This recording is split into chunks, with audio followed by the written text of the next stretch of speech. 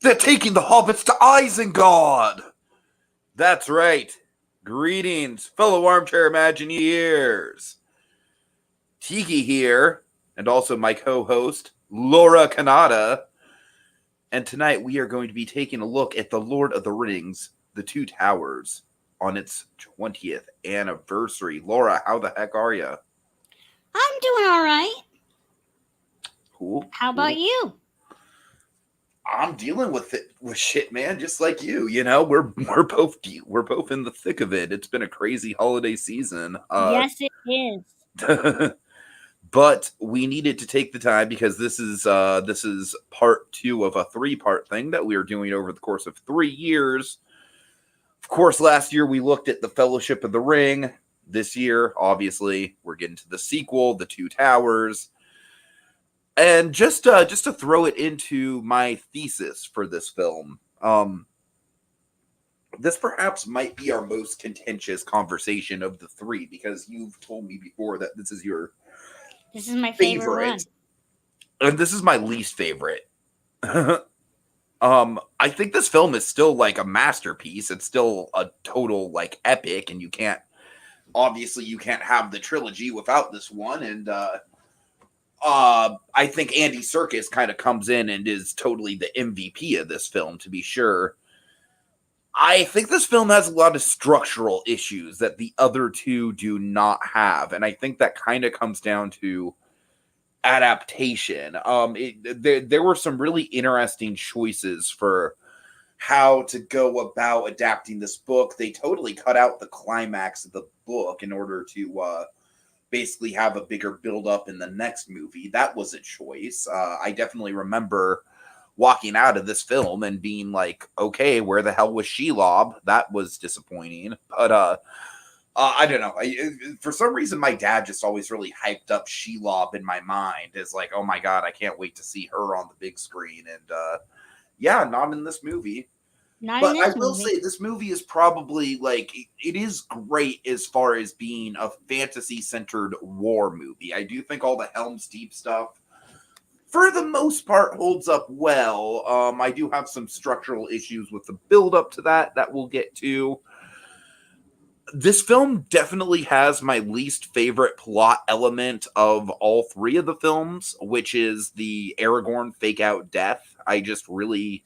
Every time I've watched this movie, it just does not land with me. It just kind of feels like just an extra little bit of tension just for the sake of tension. But yeah, we'll definitely get into it. I mean, obviously with the with Weta Workshop and the visual effects and the costumes and the armory and everything, like the locations, it's all freaking just still great. It was beautiful. I think that was part of the reason it was my favorite, is getting into you get into the mix of it here. Mm-hmm. You know, like the first one is awesome and it's leading up to it, but here this feels like you're there. You're, like the story, you're stuck in this story now, for good or for ill. You're here now, and it's going to take you on this journey. All right. Well, that's a good place to start then. So let's see. Of course, we have to talk about, just really quick, that epic opening scene, which I think is probably the best of the 3, even though it's the most Hollywood. Just that Gandalf versus Balrog round 2. Just awesome way to hook in people with, with an action scene right away. Just really, really cool, visually spectacular. Of course, leads into potentially Gandalf coming back later on in the movie. Yeah, that is one of my favorite opening scenes. I won't lie. Trying to think of the right words here. I remember reading the books, and then I remember watching the films, and I remember thinking they could not have done that better. Yeah, totally. Totally. I like it when what I read in a book, I'm not even saying I'm opposed to changes in films, because they happen all the time. You can't deny them. Some things are better in written word than they are visually, but I like it best when it's like, this is straight from the book. Mm-hmm. Absolutely. So then let's talk about the structure of this movie, because I feel like that is for me, kind of where, like, I think Fellowship is very strong structurally for pretty obvious reasons. It's a pretty, cut and dry quest movie. And then I feel like with Return of the King, it's more so big patches of characters in different locations. With this movie, I think the awkward thing about the pacing and the structure is that you've got these like little subsets of characters all running around. Of course, there's the Aragorn, Legolas, Gimli trio. There's the Merry and Pippin stuff with Treebeard, and there's obviously the Sam, Frodo, Gollum stuff. And I think all three of those storylines are okay. I think obviously probably the strongest of the three is probably the Aragorn, Legolas, Gimli stuff for the sake of this movie. Mm. But I don't know. Treebeard, I will say, just to get into that, like, my opinion, Treebeard is one of those things where it was pretty much like exactly how I was hoping it would be from the books. Oh, that was and then when you watch which I consider to be the only option, the extended series, you get even more. You get just more of what you want. More from the book, more Treebeard, more Ents, more Entdrot, more. I definitely think the extended edition handles the Ents a lot better, because I remember in the theatrical cut of this film, Treebeard's just kind of fucking around for most of the movie. Like, it very much is kind of like a side cul-de-sac of the plot for a long time. And I don't know, honestly, like, even with the new Ents in this, like, the Ents are a very interesting Tolkien creation for me, because they are like one of the most pure like Tolkien images. If you if you break down fundamentally the man's, philosophy and everything. Well, he was very much into preserving nature and didn't like industrialization, like when it encroached on nature. And you can see that in a lot of his things. There was a running, not necessarily joke, but commentary that he said to somebody that when he read the story of Macbeth, where they talk about walking trees, and then it finds out it's soldiers wearing like bushes, he's like, he's so disappointed that he had to create his own actual walking That's cool. trees. I've never heard that. Yeah, my thing is that reading the books, especially, I do think that the Ent chapters, they tend to drag. It tends to be a lot of description, a lot of narration. Obviously, Treebeard himself, just as a character, just is pretty much designed to be slow paced in everything that he does. Like that's kind of the nature of a tree. I think it's very cool. I just think, like, again, for the sake of the actual structure of the story, there's a lot that kind of I don't know, there's a lot of moving parts with this film, and I don't think all of it comes together particularly well, in my opinion. It's okay to have different opinions. Sure. One thing I will say with the Merry and Pippin stuff that I thought was a really good change, actually, from the books, is that Merry and Pippin are the first people to encounter Gandalf. Yes, that's amazing. That was a good part. Because they're like, you can see that the moment that it happens. I'm just as I'm talking here, I'm like playing little clips of scenes in my mind. So I'm like, wait a minute. There's suspense in the movie because Merry and Pippin totally think that it's going to be Saruman. Yeah. So yeah, that was all good stuff. Now, I feel like we'd be bearing the lead at this point if we don't talk about Andy Serkis, because I really do think this is his movie. He worked so hard. I mean, Andy Serkis is definitely like one of those things. Like I like, it was just running through my head like all year after I saw this film. I was like, oh my God, they got Gollum down just so well. It was just absolutely perfect. The technology was mind blowing at the time. Just totally a game changer as far as doing the motion capture CG characters. Well, and he was in that motion capture suit. Like, I watched extras and commentaries and stuff. Like, he would be in it, and he, like, in the cold water, and he just doing. He did everything. Yeah. So yeah, definitely MVP. Yeah, so that stuff is going on with Frodo and Sam with the Gollum stuff.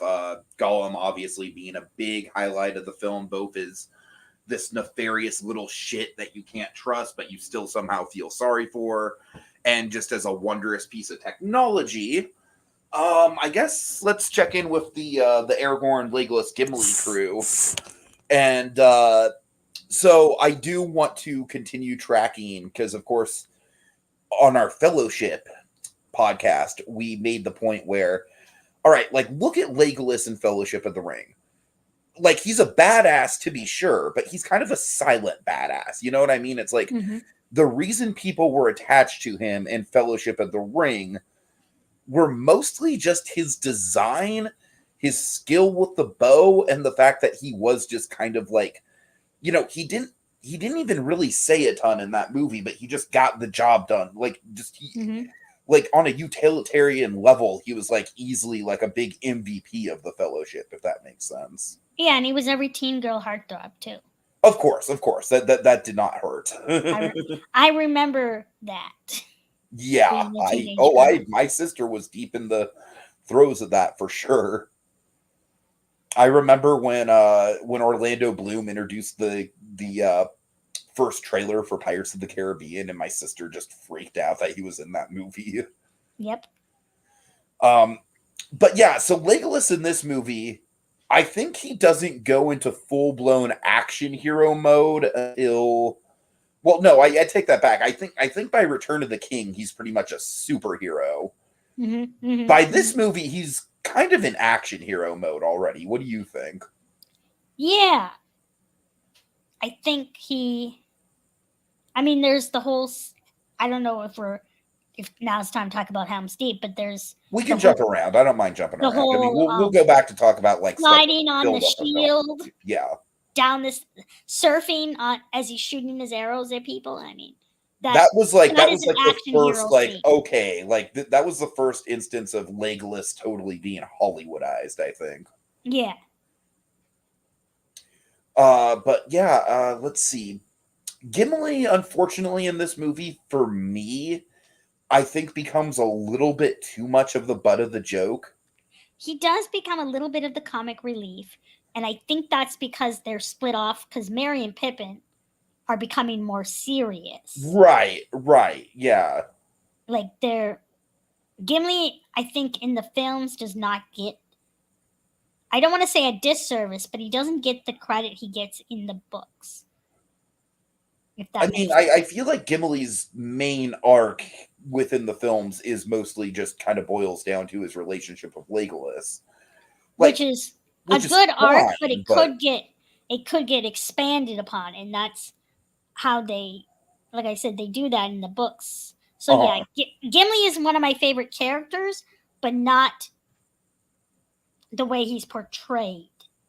Now, of course, that being said, John Rhys Davis still just a total teddy bear of a human. Oh my goodness! Yeah. Okay, let's talk about one of my favorite pieces of trivia. Do you know what I'm going to bring up? It involves Aragorn. Possibly. There's a lot of trivia that involves Aragorn, so you started in all. One that involves a foot injury. Oh yeah, when you want to tell it? Yeah, when there's the scene where he's kicking the orc helmet and he screams and he actually broke his toe. Yeah. That to me, and they kept that take because it was like, that's raw anguish, and he's like, yeah. It always stands out. Like, even from the first time I saw the film, before I knew any of that behind the scenes stuff, I'm like, hot damn, Viggo Mortensen is like, he's really upset about losing those hobbits. Yeah, that was really cool. And he did most of his own stunts and swordsman. Like, what I was reading about and what I heard the other like actors in like interviews and stuff, they literally cast Aragorn to play Aragorn. He took on the leadership role. He wore his costume. He camped out in the woods, Like Viggo Mortensen, they cast Aragorn as Okay, so let's see. So as the first act is winding down, we have, of course, Gandalf reappears to Aragorn, Legolas, and Gimli. We have the stuff going on with King Theoden. How do you feel like they handled that stuff? It was they pretty much speed run through the King Theoden stuff. They did speed run it, probably for, time. That's what it is. But it was still good. They had that, that possession aspect down, and they had the creepy worm tongue guy, and they had I think the whole, if you want to get into like big themes of like Tolkien's writing, there's this concept about hope and loss of hope. And that, again, when you read it, you can only visualize it so much in your own mind, but when you see it put on screen, it's like, yeah, losing hope ages you. Losing this, it's a metaphor, but more effective is seeing him kind of come back into his own. And then, yes, when he gained it, yeah, he recognized his family and his friends and his own power. Yeah, I think what they do in the movie, correct me if I'm wrong, but whereas in the book it was more of kind of like a long-term, just worm tongue kind of like grinding him down emotionally and psychologically. In the movie, it seems like there's a little bit more of a supernatural thing going on. Yeah, they do that. But again, you have to visualize. Some things are easier to tell verbally, and other things are easier to tell with images. Sure, of course. That's what because I used to be one of this person who was like, well, that's not in the book, that's not, and I'm like, yeah, but how do you explain someone losing their mind? Well, I guess we have it this way. So if I'm going to be honest with you, it's stuff like this, and then once we get into all the politics with Rohan that are in this movie, I think all the Rohan politics are super interesting. But I would wager to say that I honestly, this is like, and I haven't watched Rings of Power yet. It's not for lack of interest. I just haven't really had time to sit down and watch it. But I honestly think I would have rather had like a full-blown adaptation where we could get really into the nitty-gritty of the politics of Rohan. And I think there's like an anime out there that's doing that. All right, that's fair. I can't remember what it's called, but there's an anime. Just Rohan, just as a society, has always kind of been one of the more fascinating elements of Middle Earth to me. And there's all these moving parts to it. There's all these different characters to it. And I've always felt like even during the extended editions, there's not really a ton of time to flesh out everybody. I definitely think even in the extended editions, I think Faramir's arc kind of gets a little sidelined, unfortunately. But let's talk about Faramir, because honestly, he might be one of the bigger problems that I have with this movie. Faramir or Éomer? What? Are you talking? Because you were talking about the horse people originally. Rohan. Yes. So you're talking about Faramir or Éomer? Okay, Éomer's the daughter, right? No. Éomer is the blonde brother, and then Éowyn is the sister, and then Faramir is the son of Boromir's brother, basically. Okay, who's the one who's got Frodo and Sam? That's Faramir.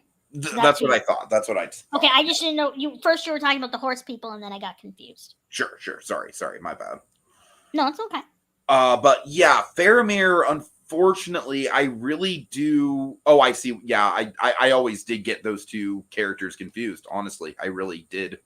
Éomer and Faramir, even as a kid. Now I remember.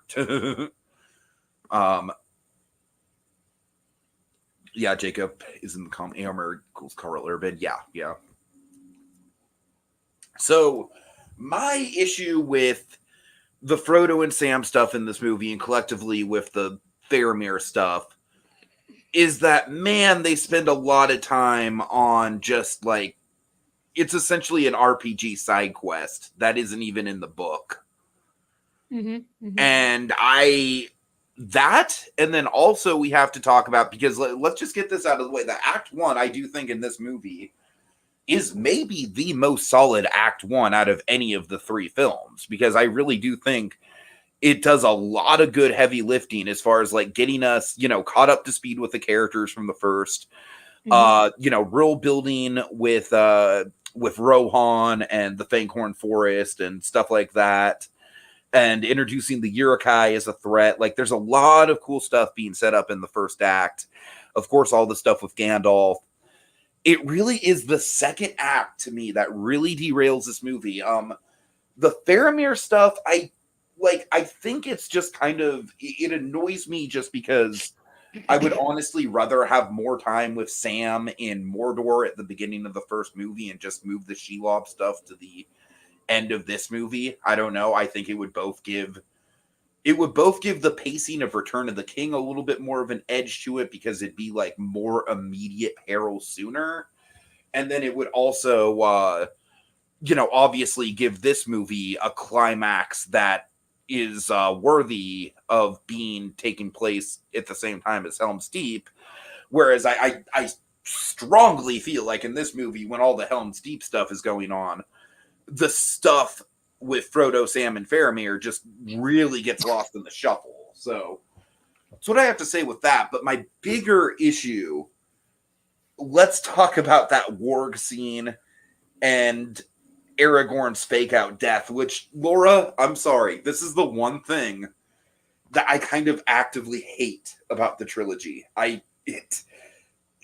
Every time I watch Two Towers and Aragorn goes over that cliff and we have to go over the extended, Arwen nursing him back to health and everything like that, it kills the pacing of the movie for me. But also, it just, like, even when I was a kid, I was kind of insulted, because I was like, the next movie is literally called Return of the King. Like, you're not going to fool me into thinking Aragorn is dead right here. Yeah. I think it's like the most Hollywood thing that happens in any of the movies. Yes, it is definitely the most Hollywood thing. And I'm sure they thought they had their reasons. Now, what we do get in the extended edition that we should talk about is the Boromir and Faramir stuff. I love that relationship, the brothers, the interaction. So Faramir is one of my favorite characters, and he first shows up in the Two Towers, so that's why it's probably one of my favorite of the films. I don't like, as you were talking about earlier, that kind of. So the actor was great, David Wenheim. Just hits the nail on the head. But I think some of the writing, the choices they took, and I kind of know why they took the choices they took, but the way they wrote the character is fundamentally different than in the book.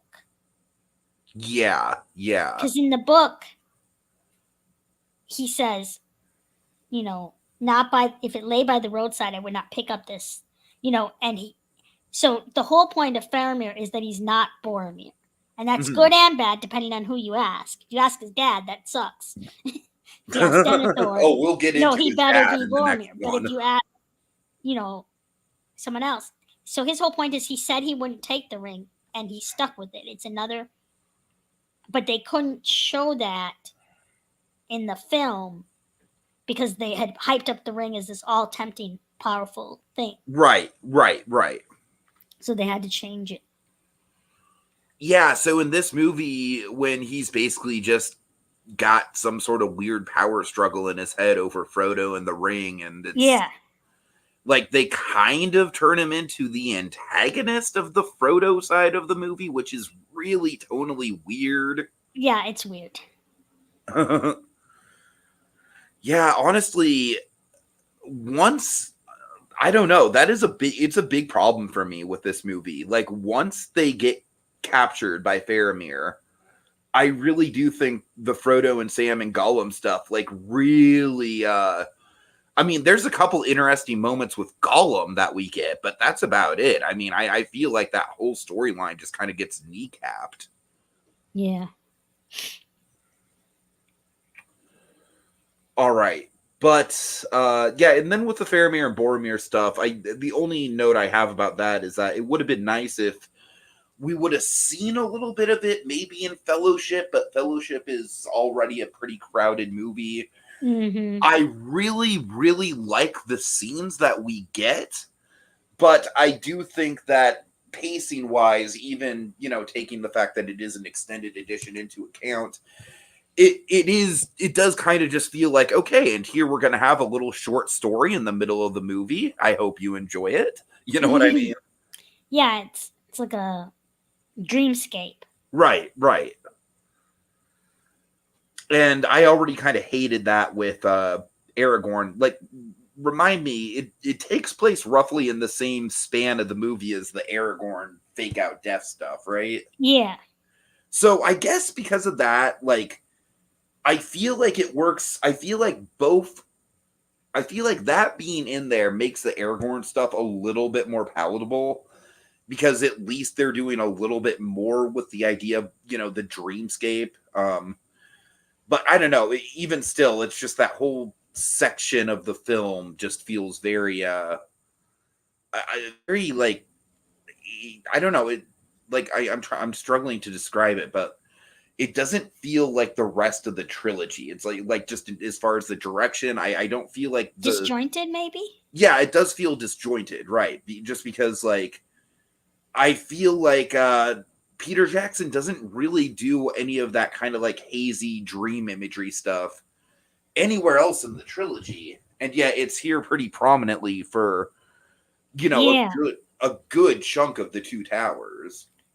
I can see that. I think, like I said, I just love this film because of all its little quirks, because it stands out from the other ones. It is definitely the most quirky of the three stylistically. I mean, I'll give you that. All right. So, well, I agree with you on some of your statements, and even like, oh yeah, I didn't like this aspect. I also am like, but that's what makes it the Two Towers. Sure, I hear that. That I makes totally sense. hear that. Yeah. It's kind of like one of those quilts grandmas make. You have a little bit of this and a little bit of that, and a little bit of that, and you sew it all together, and now you've got this real beautiful thing. You might not like that one corner because that's not your favorite color, but the rest of the quilt is pretty good. And if you took out that one corner, it would look really weird. That's a good analogy. Yeah. I think the only other thing that we need to focus on before we really start getting into the nitty gritty of Helm's Deep, which, by all accounts, I think is one of the best battle scenes ever put to film. Yeah. So we'll break that down pretty thoroughly. We need to talk about Saruman and the Uruk-hai, because I think they are just an awesome presence in this film. Oh, they are scary. Mm-hmm. And I saw... I'm into memes or whatever they're called, and they had a picture of like potatoes. Yes, yeah, that one. But the Saruman one, obligatory bring that one up. There was a Saruman one, and it had like, I think it had different. Well, it had like a Hitler, and like that thing, and then they had like a metal band.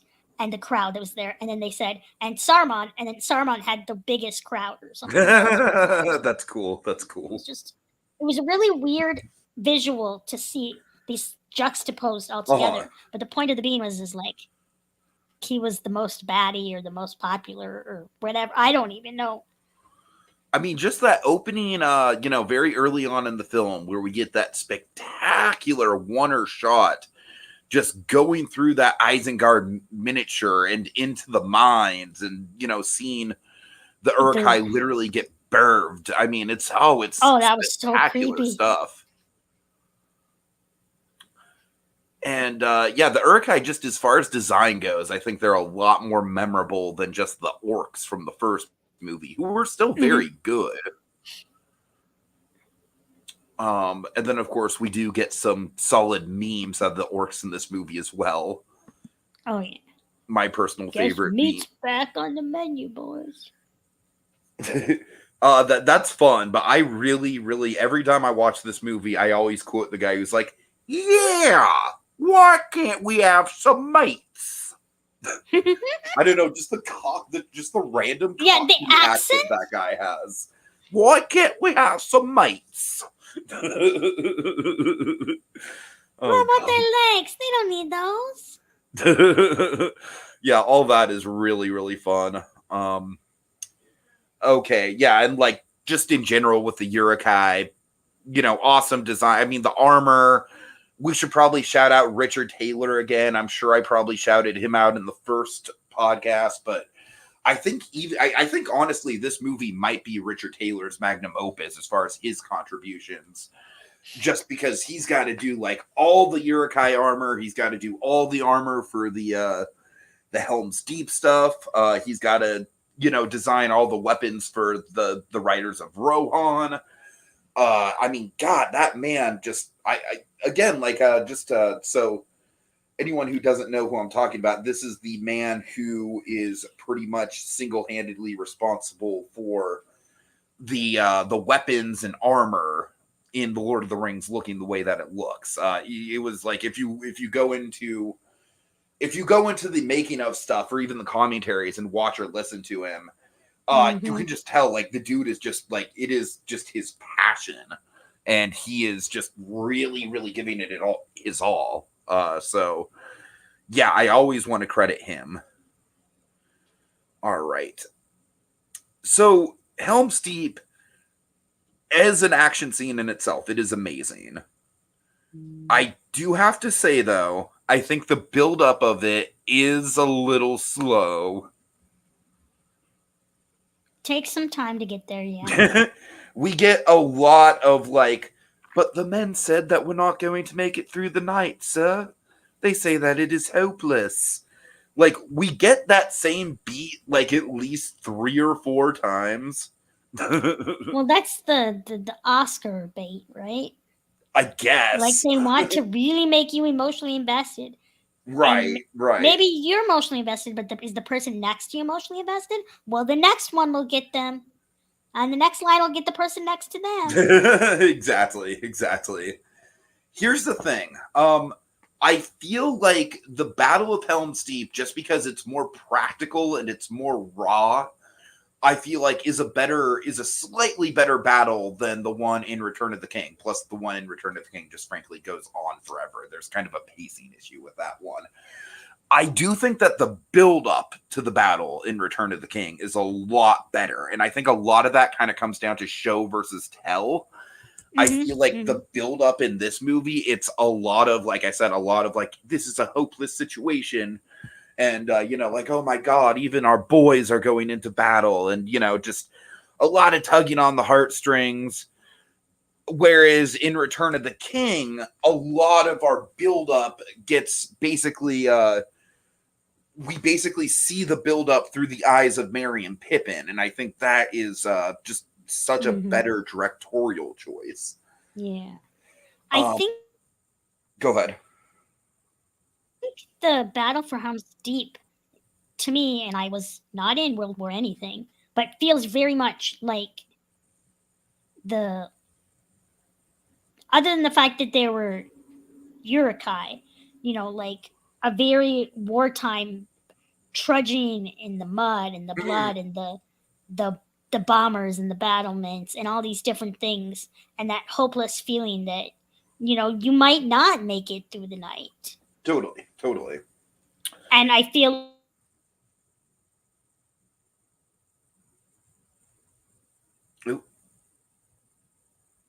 devastating perspective. Sorry, you cut out there. Oh, the Return of the King one is just as devastating, but it's shown from a different perspective. Right. So yeah. This middle one right now is the human perspective. And that's, Tolkien was in World War One and he was a human and he had so that's just kind of how I see that one as like his like it's almost like therapy or something, like when you purge get it out of you, write it down, now it's here. Yeah, sure. Another issue that I do have with Helm's Deep again is the battle itself is great and we will like talk about it, but again, I just think like oh no, a random ring wraith is invading the ruins that Frodo and Sam happen to be in. It's a weak sauce climax on the Frodo and Sam side of things. I that's Yeah. always bothered me. Yeah. Um, go ahead. No, I didn't have a statement for that one. Okay. I kind of get why they moved Shelob, but at the same time, there's a lot of buildup even in the first half. I honestly think if they wanted to save Shelob for the third movie, I think they should have at least had a cliffhanger of like them going up to the lair and seeing the spider webs and everything and being like, okay, here we are. Um, I don't know. It really just feels very disjointed. Um, and there's a big inspirational Samwise Gamgee speech, and Samwise Gamgee, of course, is very very much a pillar of these movies, but he's going to be much more of a pillar in the next movie, I think. In Yep. this one, it's like Sam is kind of like, he's kind of like auditioning for how powerful he's going to be as a character in Return to the King. Does that make sense? Well, Sam is the everyman, Right, right. and I think that's why a lot of people relate to Sam. Yeah. I just think his everyman moments in Return of the King are just so much more iconic, so much more palatable. Whereas this is just kind of like, hey everybody, listen to me, I've got something to say. I don't know. But yeah, let's break down the actual Helm's Deep stuff, because I totally agree with you that um it definitely feels like the most raw and visceral battle out of the entire franchise. I think Mhm. there's a couple factors for that. I think I could be wrong about this, but I think there's probably the most actual people on that set, Mhm. because with Return of the King, it's a lot of CGI armies. And I'm not Mhm. saying that's a bad thing. It does look very good, but with this, it's like you can tell, you can feel the physical visceral nature of just, there's just a ton of people in this battlefield just hacking away at it. Also, I honestly think Helm's Deep as a set might be the single greatest set that they made for these movies. Oh, that was a good set. I mean, it's probably either that or Hobbiton. I mean, it's hard to argue with Hobbiton. Yeah. Hobbiton is just right out of the freaking books. And honestly, I would watch an entire movie just set in Hobbiton because I love spending time in that location. But yeah, as far as scale goes, though, I mean, just the fact that it's like right up against the mountain, and just how kind of, I don't know, it looks like a mighty fortress, but at the same time, you can tell that It's falling it's apart. right. It's seen better days, and like the whole location just has such a character to it in its own right. Um, Now there is a couple awkward elements of Helm's Deep that I don't necessarily think weigh the movie down at all, but we should probably talk about. So I assume you know about the whole thing with Arwen. Yeah. Yeah, how she was originally going to be in this battle, and Yeah. you can actually see her in some faraway background shots and stuff like that. Well, that's when they brought the elves in, Right, which right. was good to show the devastation, but that doesn't happen in the books. So that was one of their The elves are definitely, I choices. think, the thing in this movie that it's the one clunky thing about the Battle of Helm's Deep for me, because it's basically just like, oh no, guy that was kind of a jerk to us in the first movie for like 2 minutes, I don't want to see you die. Well, I think they're trying to show again whether they get it across or not, but what's at stake here because elves are immortal unless they die in battle. Right, And right. so this guy clearly was a jerk. But the point of it was to show that war isn't pretty, and this is what happens when war, the things that are supposed to last forever Uh-huh. are destroyed in war. That's I what I took totally from get the it. point of that. I think my issue is that I feel like you can absolutely tell that him dying was kind of like it's awkward, and it's a little bit of a byproduct of them deciding to have Arwen in the battle and then kind of kind of running that back and not having Arwen. Like, I honestly think his death would have worked better if Arwen was in the battle, because it would have been a little bit more of a personal stake with her, instead of just like, oh no, guy that was randomly a jerk to us, you Yeah, no, I know. see what you're saying. I like, and I feel like if they would have planned this out better, they would have had a little bit more for this guy to do than just kind of be a passive aggressive jerk for like one scene Mhm. in the first movie. Or I don't know. It's tricky. Like, I see what you're saying about, I don't know. Yeah, I'm not Maybe saying it came across to yeah. everyone or even came across right. That's just what I think they were trying to do. I To tell you the truth, I honestly think if it wasn't a character we knew, but if it was just like some miscellaneous elf that just got shot down in their prime, I feel like I wouldn't have that same sort of like awkward hang up I do of like, oh no, not that guy. You know what I mean? Yeah, no, I know I what you feel mean. like it would have It's maybe kind of hit like your go high school bully gets, something, and you're like, well, why am I feeling sorry for you? right, exactly. Whereas I feel like if it was just like a red shirt elf that got killed and they still focused on it, I feel like you could have had a little bit more weight on the fact that an immortal being just died and not just a fact that a random character just died. Does that make sense? Hmm. Yeah. So I don't know. Just always something that kind of but Laura, I do absolutely get what you're saying and your viewpoint on how all of these things that I am bringing up are they are absolutely things that bring this that give this movie character for sure. I think this movie probably has the it's definitely the most quirky of the three, just in regards to the plot structure and everything. Hmm.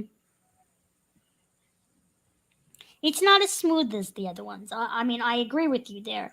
I just like it that it's bumpy like that. And I feel you. I do. I can see what you're saying. Like, I don't know. For me, it's probably like in the same realm of.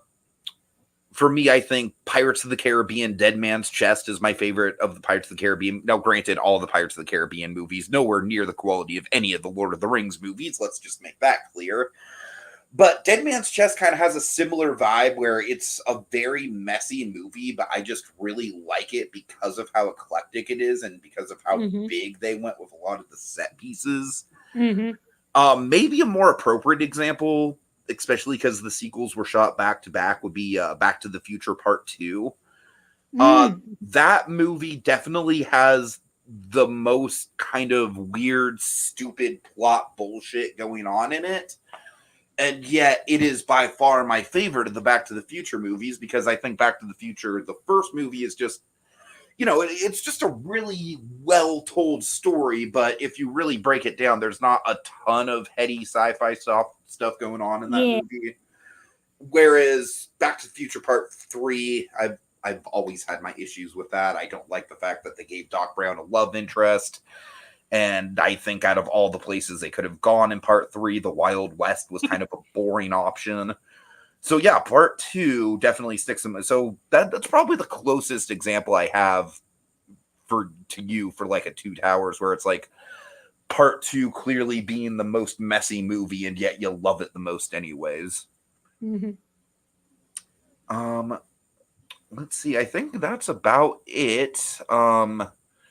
So we end things off. I mean, we have to talk about, we kind of brushed over it a little bit, but we have to talk about those monologues by Andy Serkis, Oh yes. because they are just spectacular. And the way that they're shot, where it's like a conversation. Hmm. You don't have any friends. Nobody likes you. Yes, we do. Master's our friend. That is like probably one of the few things I actually like about the ending of the Frodo and Sam stuff is I like Gollum like getting ahead of Frodo and Sam and kind of like, scheming to himself back and forth. Mm-hmm. I don't know. I will say that even Gandalf feels just a little bit like he's great. He's wonderful in the scenes that he's in. Like every scene in this movie that he is in, he is awesome. But I feel like this movie is almost kind of like the most book accurate to Gandalf to a fault. And what I mean by that is much like the books, Gandalf just kind of fucks off from the story for a long chunk of it. And, Not wrong. That's kind of Gandalf's thing in the books, honestly. But Gandalf probably has like 4 big iconic scenes. He's got the Merry and Pippin scene. He's got reappearing to Aragorn, Legolas, and Gimli. He's got the Theoden scene, and then he's got the hilltop scene. So all 4 of those scenes are like, some of the best Gandalf stuff in the trilogy, to be sure. Oh, yes. I think, I could talk about Gandalf a lot, book, film, whatever. Mm-hmm. So I will. Anything you want to bring up with Éomer? Because honestly, I feel like all of the Éomer and King Theoden stuff really gets interesting in the third movie. I mean, they're certainly introduced here, but there's a taste of them. Yeah. Like you wet your palate, but you don't get the full meal. I mean, Éomer, honestly, by the end of, Éowyn, not Éomer. I'm sorry. I mean, both of them, honestly. Well, yeah, both of them. So, yeah, it's really interesting to get to the mindset. I really like Éowyn isn't what was we used to call like a tom girl. She's not that, or a tomboy or whatever, not a tom girl. But there's something about she grows up with all these brave men and warriors, and she wants to be one too. And on the one hand, there is a history of her people being women warriors. But on the other hand, because she's royalty, she can't be a woman warrior because she needs to preserve the line and help out and not get killed. And so the struggle that she has fascinates me. Yeah, all that stuff is really well set up here, and it's going to pay off incredibly well in part 3. Exactly. I honestly think Éowyn kind of like kicks the shit out of Arwen just as far as characterization goes. Sorry, Arwen. I think Éowyn is more fleshed out. Yeah. I think Arwen is more of the Arwen feels way more like the plot device object of affection. You know what I mean? Yeah. I mean, she can kick ass in her own right, for sure. Yeah. Don't get me wrong, but well, she's an elf. She's like an otherworldly being. I mean, honestly, I kind of part of me does kind of wish that that she would have shown up in Helm's Deep. Like, I get why they didn't, but yeah, at the very least, it would have given her more presence throughout the trilogy. Yeah. All right. Okay, so I think that's about it. Is there any other, like, any side characters or memorable moments or memes or anything like that you feel like you want to bring up? Oh, I'm trying to think. I love in the Two Towers, they extended when the Merry and Pippin find at the very end after the Ents have destroyed Isengard, and they find like all the food and then the pipeweed, and then they're I love how Merry and Pippin are basically just getting stoned at the end of this movie, which, you know what, they deserve it because they're gonna deserve it. They're gonna go through some shit in the next movie, so all right. Well, I think that's about it. Laura, thank you so much for joining me. This is always a pleasure. Well, thank you. It's a pleasure to be on this podcast, too. Indeed. So we will be back next year for Return of the King, and then I don't know what we're going to do after that. I definitely don't care enough about the Hobbit movies to do 20-year retrospectives on those. Screw that. I don't know. Maybe we can honestly tackle the animated movies. I wouldn't be opposed to that if you're into it.